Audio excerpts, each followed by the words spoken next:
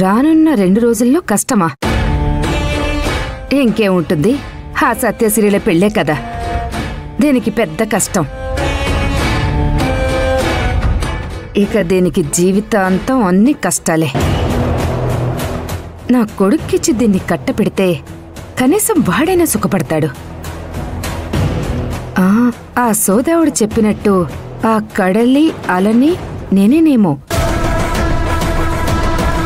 దీన్ని అమాంతం లాగేసుకుని జీవితాంతం నా ఇంట్లోనే ఉంచుకుంటా.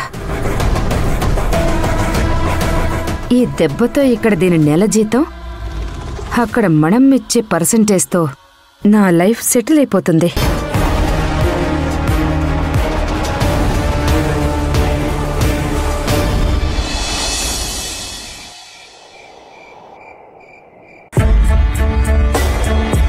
ఇది సిరికి బాగుంటుంది.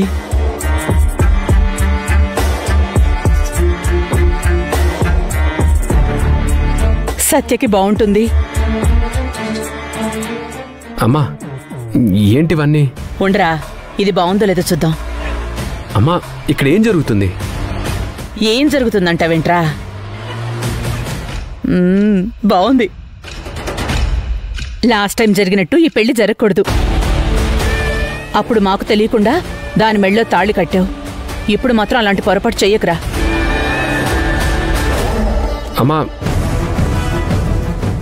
నాకు ఈ పెళ్లి ఇష్టం లేదు.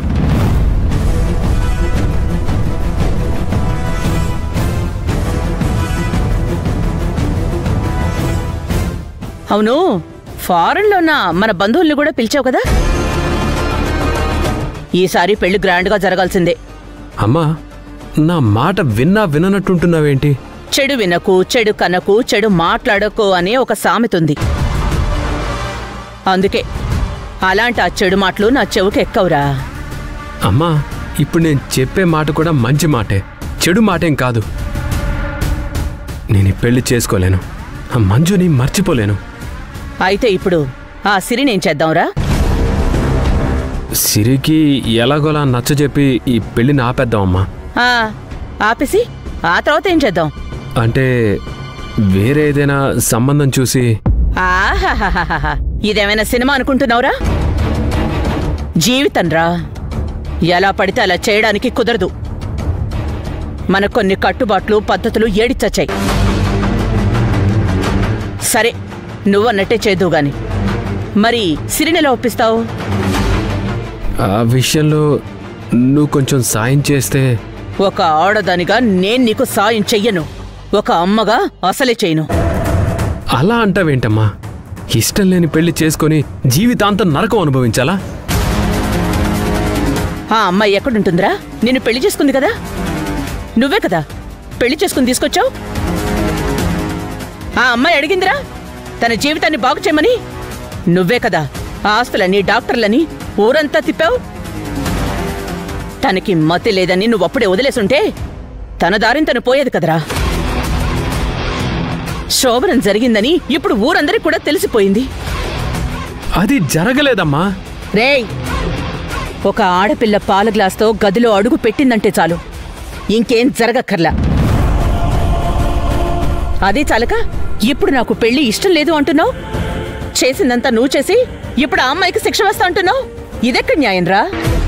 లేదమ్మా, సిరికి నేనే వేరే ఒక మంచి సంబంధం చూసి పెళ్లి చేస్తాను. రేయ్, చెప్తే నీకు అర్థం కావట్లేదురా? నీకు తనకి శోభనం జరిగిపోయిందని ఊరందరికీ తెలిసిపోయిందని మొత్తుకుంటున్నాను. మళ్ళీ వేరెవడికో ఇచ్చి పెళ్లి చేస్తానంటున్నావు. సరే, నువ్వన్నట్టే చేద్దాం. అప్పుడు ఈ లోకం నన్నే అనుకుంటుందిరా. ఒక అమ్మాయి జీవితాన్ని నాశనం చేసిందని నా మీద దుమ్మెత్తిపోస్తారా? సమాజంలో మనం అంటే ఓ గౌరవం ఉందిరా, ఓ విలువ ఉందిరా. ఆ రెండు పోయాక నేను బ్రతికుండేం లాభం? నువ్వు లేకపోతే బ్రతకలేను అంటున్నా ఆ సిరి బతుకుండేం లాభం? ఓ పంచే, మా ఇద్దరికి ఇంత విషం ఇచ్చి నువ్వు ఆ మంజుతోనే హ్యాపీగా బతికాయి. అలా ఇవ్వనంటావా? మమ్మల్ని వదిలే. మేము ఏ నుయ్యో కొయ్యో చూసుకుంటాం. మేం చచ్చాం తెలిసాక అప్పుడు నువ్వు మంజుతో హ్యాపీగా ఉండొచ్చు. నిర్ణయం నీదేరా, బాగా ఆలోచించుకో.